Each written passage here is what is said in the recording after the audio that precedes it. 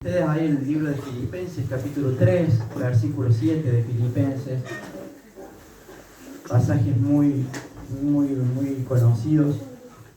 Filipenses, capítulo 3, versículo 7. Capítulo 3 de Filipenses, versículo 7. Y la verdad es que hoy ha hecho un día muy frío, ¿no? Venimos con una seguidilla de frío.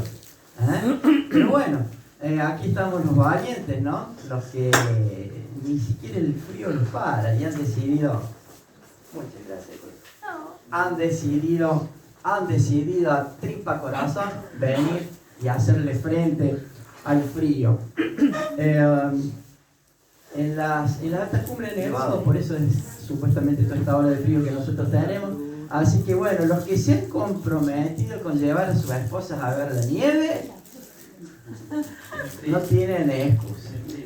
Yo, gracias a Dios, dijeron, como dicen los mundanos, gracias a Dios tuve la suerte de no comprometerme, entonces yo no tengo ese compromiso de salir. Pero hay algunos que tienen el compromiso de llevar a sus esposas a ver la nieve, así que bueno, espero que lo cumplan. Ahora, hermano, imagínate, si usted está con frío en el día de hoy, imagínate por un segundo, ponete en la historia 2000 años hacia atrás, imagínate por un segundo lo que tiene que haber representado, ¿sabes qué? Un calabozo romano del primer siglo. Imagínate, te aclaro, no un calabozo como los que hoy viven, lo que hay en Bowen, no, imagínate hace 2000 años lo que tiene que haber experimentado, lo que estaban en las cárceles romanas ahí en el primer siglo. Te puedo garantizar que era un calabozo tremendamente oscuro, frío, húmedo, mal oliente, y en esa condición se encuentra alguien encadenado 24 horas a un guardia, un hombre desgastado, un hombre golpeado, un hombre que constantemente y físicamente se encontraba enfermo, que te aseguro que ni siquiera tenía asistencia médica. Se encuentra a este hombre bajo las marcas de los azotes y del sufrimiento, y hasta podríamos decir que este hombre se encuentra casi hasta moribundo. Pero ¿sabes qué? En esa condición en que se encuentra este hombre, del cual estamos hablando y seguramente muchos ya se darán cuenta, estamos hablando del apóstol Pablo. En esa condición, Pablo le escribe a los filipenses, pero no le escribe como alguien que está moribundo, como alguien que está ahí en el olvido, desesperado, rogando que alguien se acuerde de él. Pablo le escribe a los filipenses con una carta para que ellos tomen conciencia del significado de lo que representa la libertad espiritual en Cristo. ¿Y sabes qué? Creo que cuando leí en Filipenses pensaba en esto. Creo que yo, si hubiese estado en ese lugar, o cualquiera quizás de alguno de nosotros en esa posición, hubiese escrito una carta reclamando del por qué estoy yo en esta condición. Si por predicar el evangelio, ¿acaso me merezco estar en esta prisión? ¿Me merezco estar en esta situación? ¿Por qué a mí? Yo no me merezco, esa frase tan común, ¿viste? Yo no me merezco esto. Quizás hubiese escrito una carta de resignación o una carta de oración a la iglesia pidiéndole por favor, clamen a Dios delante de la presencia de Dios para que Dios me libere y me saque de esta prisión, de este infierno, al grito esperado. Pero cuando abrimos las cartas a los filipenses, nos encontramos con una realidad absoluta, una realidad, ¿sabes qué? Que desafía toda la lógica humana. Nos encontramos con una realidad que desafía la lógica humana, porque desde ese lugar, desde esa prisión, Pablo nos habla no como un moribundo, sino, ¿sabes qué? Nos habla como un atleta perfectamente fortalecido, perfectamente nutrido, parado en la línea de partida. Y, ¿sabe? Es curioso porque él deja el lenguaje teológico en esta carta. Él hace, toda la teología la pone para acá, para un costado. ¿Y sabe lo que hace? deja la teología a un lado para empezar a convertirse en un cronista deportivo, para hacernos entender cómo debe ser la carrera que debe experimentar el cristiano mientras está parado en esta tierra. Entonces, él empieza a hacer una comparación del significado de los velocistas que corren 100, 200, 1000 metros, y él empieza a asociar el deporte dentro de lo que tiene que ver nuestro compromiso como cristianos parados en esta tierra. Y él dice, bueno, la carrera del cristiano debe correrse a toda velocidad, porque en la meta hay un premio invaluable, y ese premio tiene que ver con nuestro Señor Jesucristo. Entonces es curioso porque él se para en la línea de partida, no porque él está por empezar a correr, sino porque ya viene él corriendo a lo largo de la historia de su vida. Pero en este momento se para, ¿sabes por qué? Porque está desesperado por la meta que le espera. Él está casi moribundo, pero sin embargo está preparado, hablando a la iglesia, escribiendo a la iglesia como un deportista que está lleno de toda la fortaleza y de toda la fuerza para seguir corriendo hacia la meta. Y cuando leía Filipenses, yo de alguna manera me avergonzaba. ¿Sabes por qué? Porque muchas veces me encuentro yo, no sé si le habrá pasado a usted, pero muchas veces yo me encuentro, y a pesar de encontrarme en total libertad física, muchas veces he vivido como prisioneros de la apatía espiritual. ¿Sabe? La apatía espiritual tiene que ver con aquello o con el objetivo que nosotros tenemos enfrente. La apatía espiritual tiene que ver con qué es lo que a mí realmente me motiva a venir a la iglesia, me motiva a buscar del Señor, me motiva a buscar de la palabra, me motiva a buscar permanentemente en la lectura de la palabra de Dios para poder llenar mi vida. ¿Qué es lo que realmente nos motiva en nuestras vidas? Pero ¿sabes cuál es el problema? Que hay veces que cuando entramos en esa apatía espiritual, empezamos sin darnos cuenta a adormecernos. En esta semana recibí el llamado de teléfono de alguien pidiendo oración por su hija de 20 años y su hijo de 23 años. Dice, mira, los tengo los chicos perdidos en el mundo. Pero ¿sabes qué? Y oh casualidad que esta persona que hacía mucho tiempo que yo no sabía nada de él, pidiendo oración, es una de las personas que hace 20 años atrás, o mejor dicho, ya te digo, alrededor de hace unos 10 años atrás o 12 años atrás, le insistíamos para que pudiera traer a esos dos chicos a la horita feliz. Los chicos morían por estar en la horita feliz. ¿Y sabe qué es lo que alegaba este papá? Este papá alegaba diciendo, bueno, lo que pasa es que la distancia en realidad a mí me genera un problema porque vos sabés que yo estoy muy lejos. Y yo le hacía el croquis de cómo tenía que salir de su casa para llegar a la iglesia y le digo, mira, está retirado, pero en realidad está más cerca que nosotros. Nosotros demoramos casi 40 minutos en llegar. Vos estás a 15 minutos de acá. No te distraigas, aprovecha que los chicos son chicos. Aprovecha porque los chicos están a esta temprana edad buscando de la voluntad de Dios. Están buscando poder encontrarse con Dios junto a los semejantes. Y este es el momento. ¿Para qué? Para que si decidís bien, no tengas que 10 años después lamentar y preguntarte qué fue lo que yo hice mal. ¿Sabes cuál era la respuesta que siempre me daba? La respuesta que siempre me daba, el único día que yo tengo para descansar es el día sábado. Pero ¿sabes cuál es el problema? Que el problema de esa apatía espiritual, responsabilizando el descanso para tu vida secular, ¿sabes en qué repercutió? Repercutió que no solamente él junto a su esposa y junto a sus hijos se apartaron del camino de Dios, sino que los hijos están en el mundo. Y como si fuera poco, su tercer hijo que tiene 8 años, ¿sabes qué? No conoce al Señor. No conoce al Señor, no conoce la iglesia, no conoce la horita feliz. Y como consecuencia de eso, este matrimonio terminó disuelto. ¿Te das cuenta los peligros de la apatía espiritual? La apatía espiritual también pudiera ser un enojo. Ay, mira, me enojé con la Elsa. ¿Sabes qué? El sábado no voy a ir. Ay, me enojé con... Hay muchas cosas que pueden de pronto generar en nuestras vidas la apatía y como consecuencia llevarnos hacia el lugar equivocado. Pero ¿sabes qué es lo grandioso de la historia?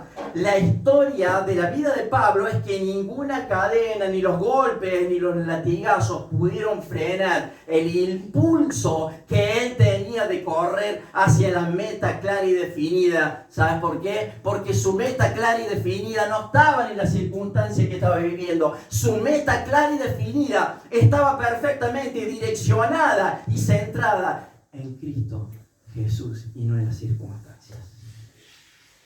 Por eso él vive y experimenta lo que experimenta. Ahora, es tremendamente curioso, ¿sabes por qué? Porque el que está prisionero le escribe a los que están allá en libertad física.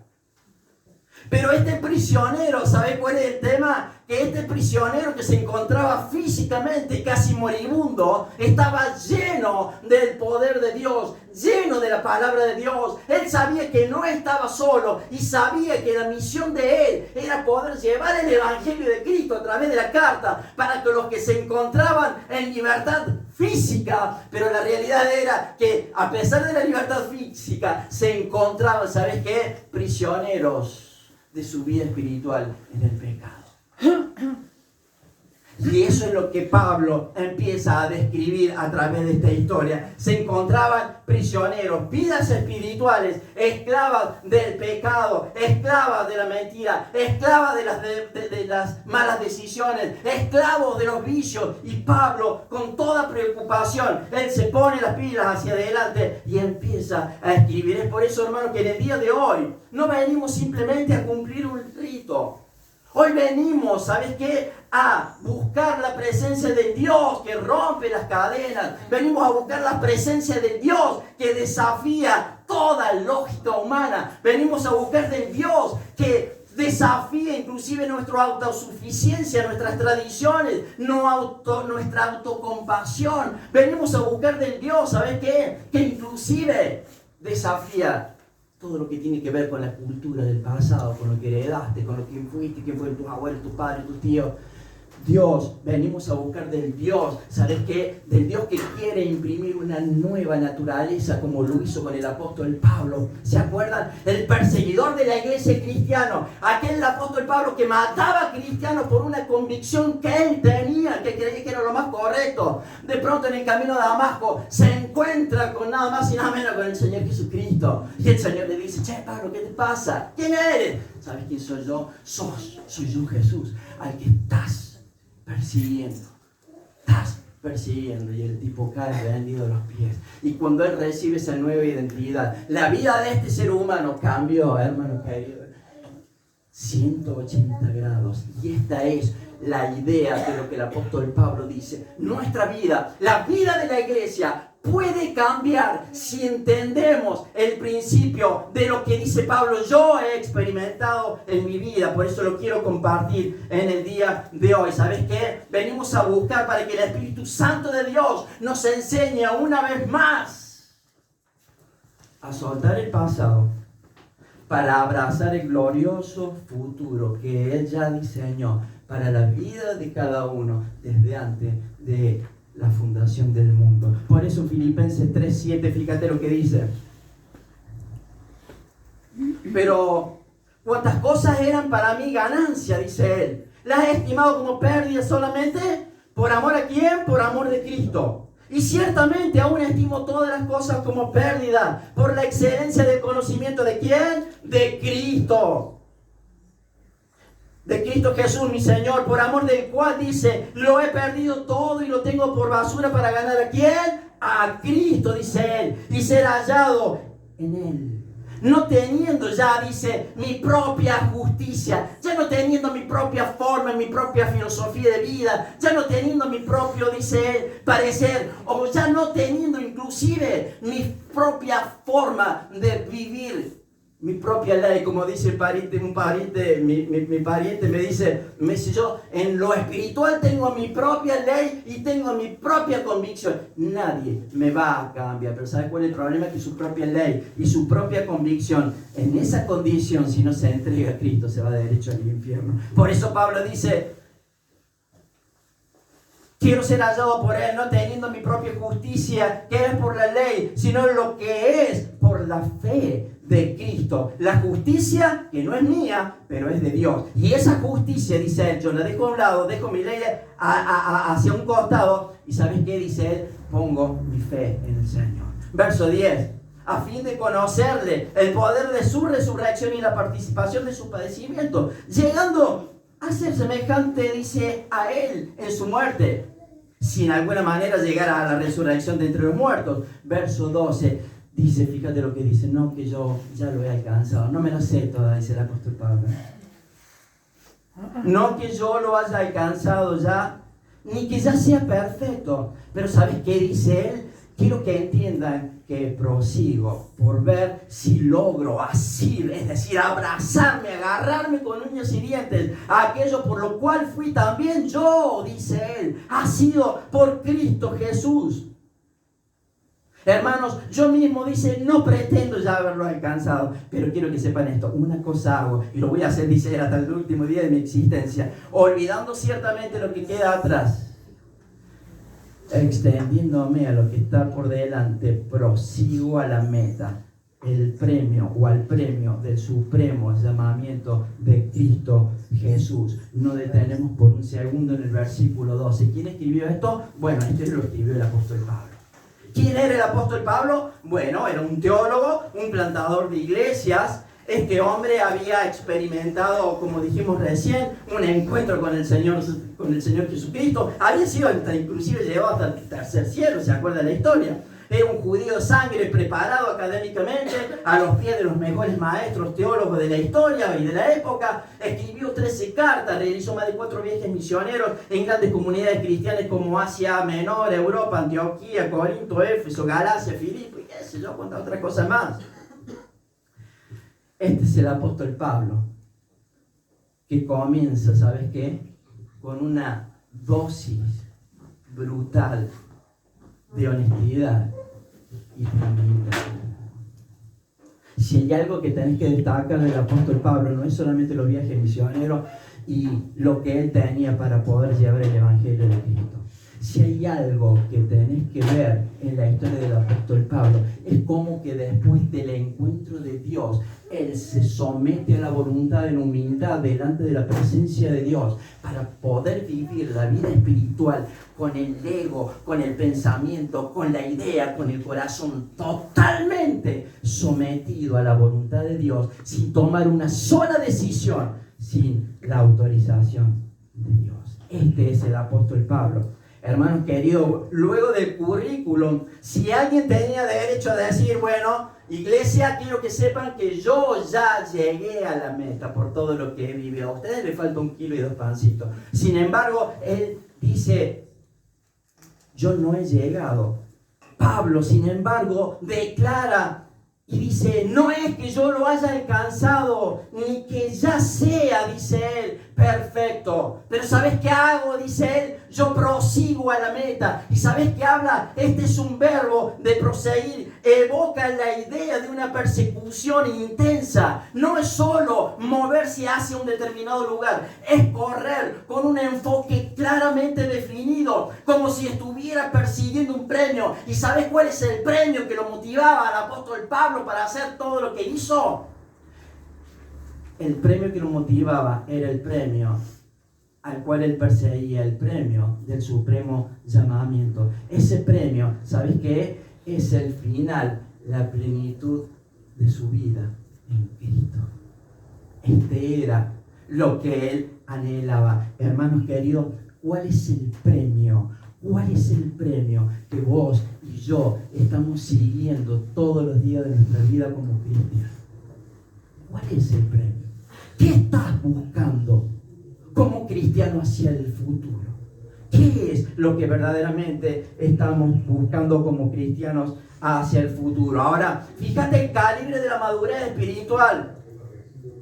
Que él es consciente que no lo sabe todo y que necesita cada día, ¿sabes qué? Parecerse más y más a Cristo. Pablo se mira en el espejo de la santidad de Cristo y ¿sabes qué reconoce que necesita cada día de su vida anclar todo su ser, todo su cuerpo, alma y espíritu necesita anclarlo allá a la voluntad de Dios. Hermano, ese es el proceso de lo que la palabra lo llama como el proceso de la santificación en el cristiano. Cada día ser más parecido a nuestro Señor Jesucristo.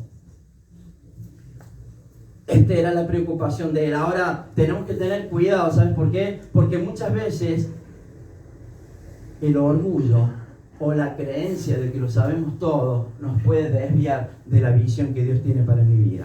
El orgullo, ¿sabes qué? Es la anestesia de nuestras vidas, de nuestra conciencia, de nuestro corazón y de nuestra alma. ¿Y sabes cuál es el problema? Que nos hace creer que estamos sanitos espiritualmente.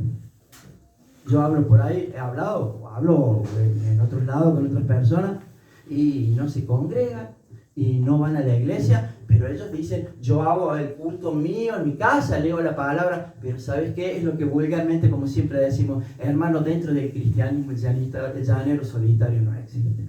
No sirve.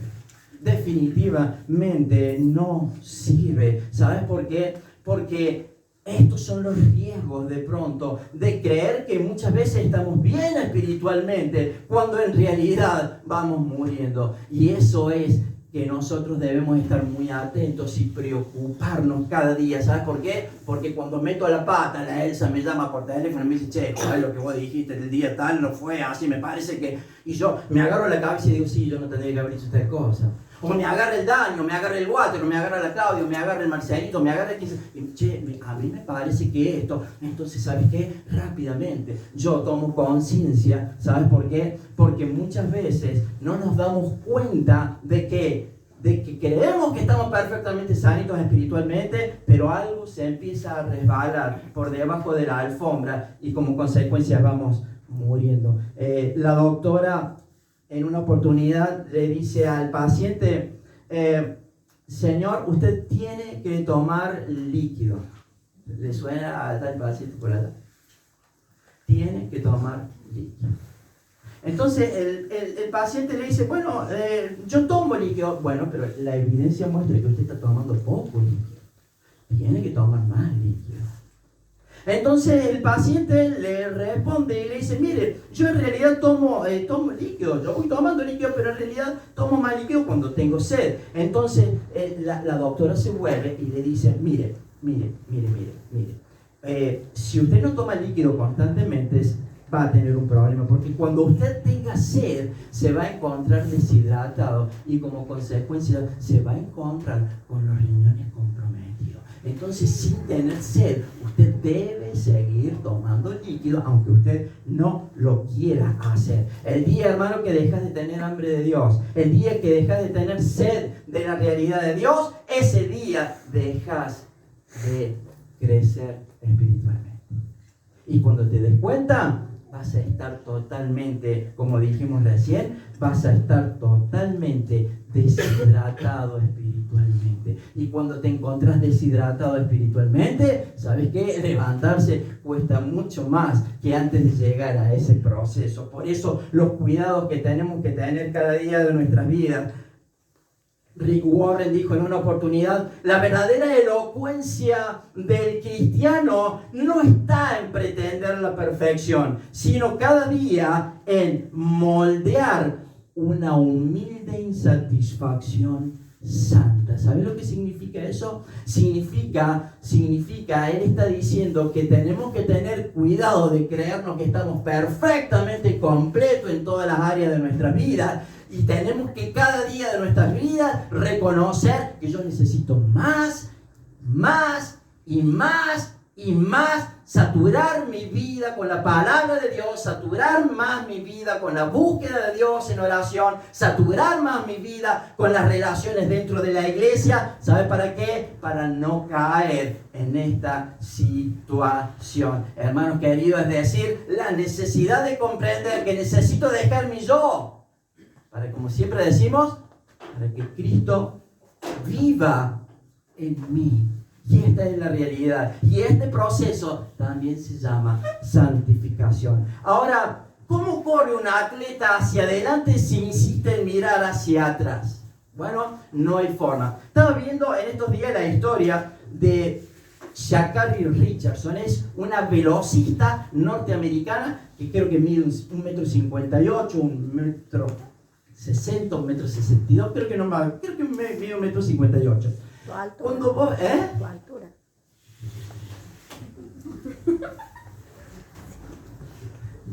Tienes razón, claro.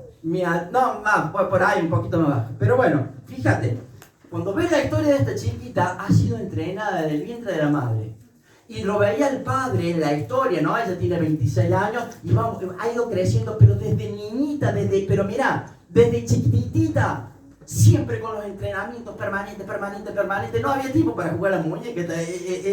Esta chica Sha'Carri no tenía tiempo para la muñeca, no tenía para los cumpleaños, no tenía tiempo para la amiguita. Iba al colegio y entrenamiento. Y es una de las velocistas que está rompiendo el récord, o el récord mundial. De hecho, parece que va a quedar en los récords Guinness porque, hermano, es un cohete la piba.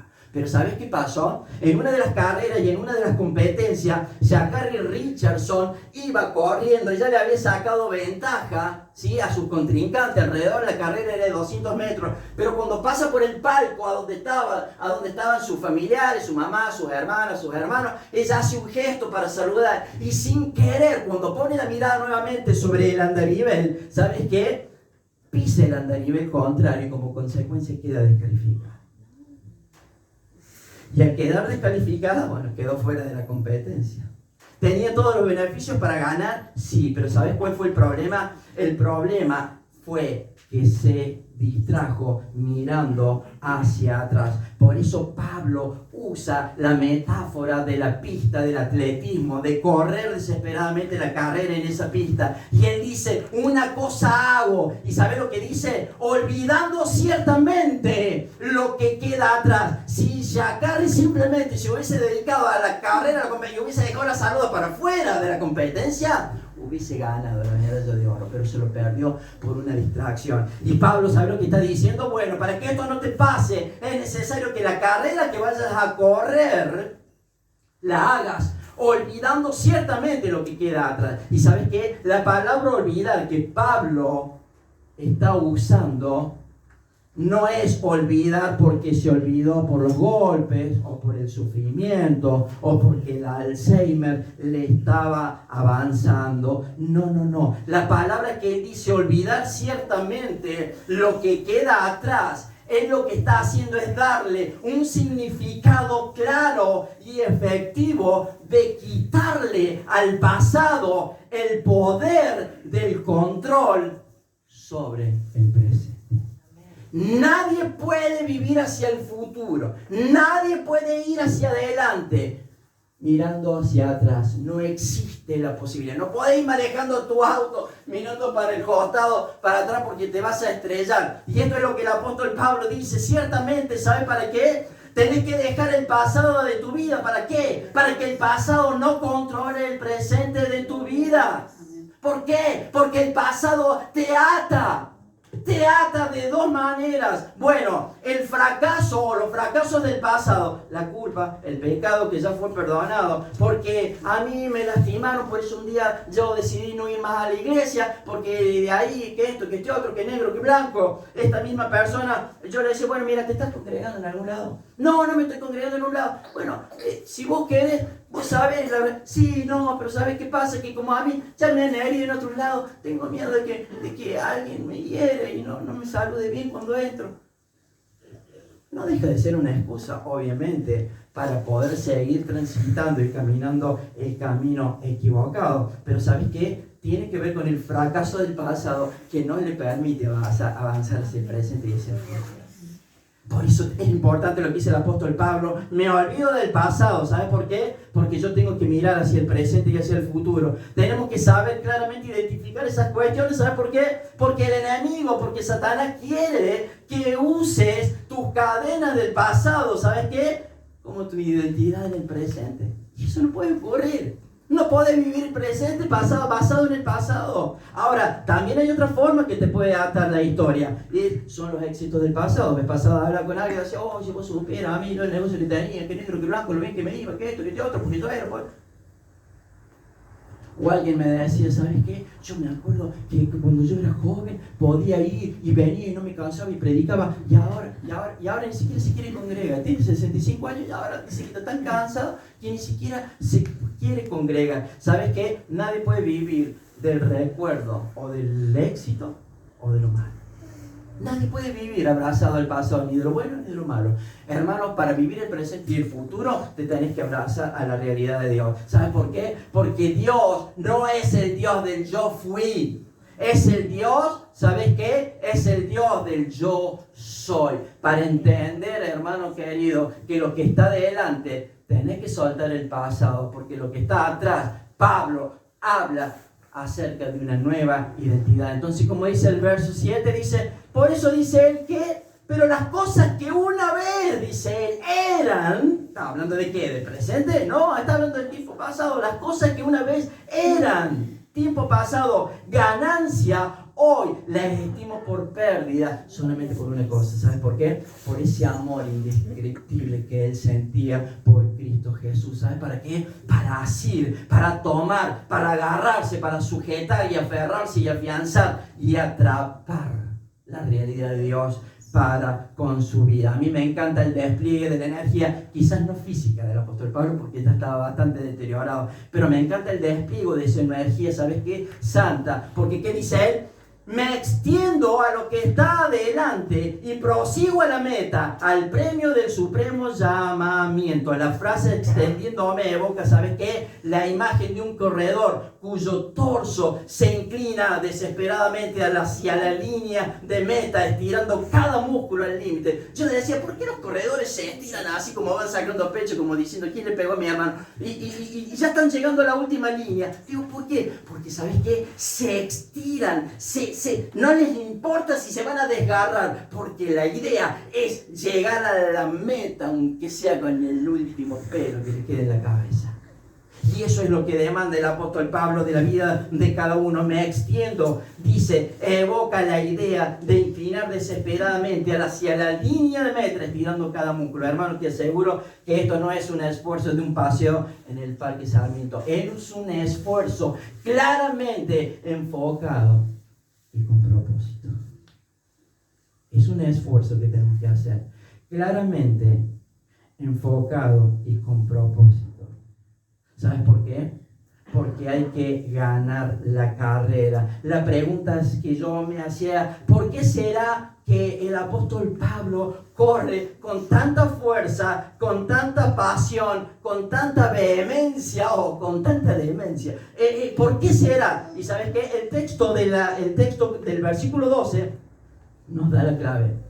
Dice él, por ver si logro asir aquello por lo cual fui también agarrado, es decir, por Cristo Jesús. Y es cierto que ya Cristo Jesús nos ha alcanzado primero. Es verdad que ya no corremos para ganarnos el amor de Dios sobre nuestra vida, porque Él ya nos agarró en la cruz. Su muerte en la cruz ya significó, y Él dice, yo te voy a tomar ahora y no te voy a soltar. Ya fuiste asido, ya fuiste agarrado firmemente por nuestro Señor Jesucristo. Pero ¿sabes qué? Ahora me toca corresponder lo que me toca de este otro lado. ¿Y sabes qué? Debemos correr cada día de nuestras vidas con pasión, no por obligación, sino por gratitud extrema. Por gratitud extrema debemos correr como Pablo por aquel que dio su vida por nosotros. Y ¿sabes qué? Debemos correr en esta condición con todo nuestro máximo esfuerzo. No con eso, no con lo que me sobra. Muchas veces no tenemos problema en emplear 200 horas de trabajo. Pero muchas veces, tristemente, cuando se trata de las cosas de Dios, bueno, sí, bueno, mira, 10 minutos, 5... Hermanos, tengamos cuidado porque el Señor se merece lo mejor de lo mejor. Hermanos, la meta que plantea Pablo no es una bendición material. Pudiera ser que el Señor te bendiga materialmente, gloria a Dios por eso. Pero ¿sabes qué? No es la meta de la cual el Pablo está hablando. No es una bendición material, no es un estatus terrenal, no es la comodidad de una vida sin problemas. ¿Sabes cuál es la meta? La meta es el premio que es Cristo Jesús mismo. ¿Te das cuenta? Él es el premio, porque la idea es conocerle, la idea es reinar con Él. La pregunta es, ¿qué estamos haciendo con nuestra carrera espiritual? ¿Estamos corriendo como Pablo o estamos sumergidos en el letargo? ¿Sabe lo que significa el letargo? Es un estado de somnolencia profunda y prolongada.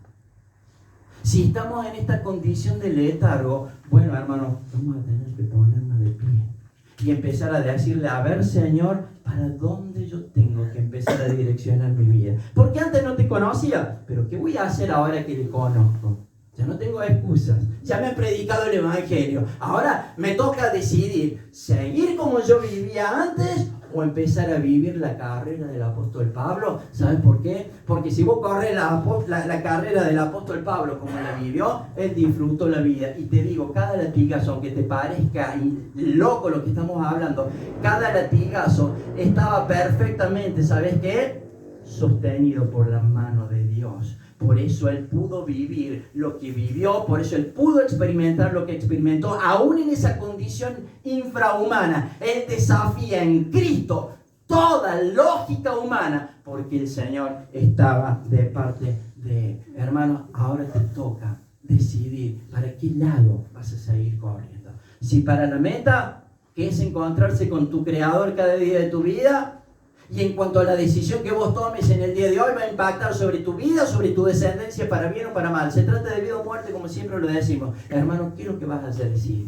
Que el Señor nos ayude en este día y nos ayude por sobre todas las cosas a entender que la carrera que tenemos que correr está por adelante con los ojos. ¿A dónde?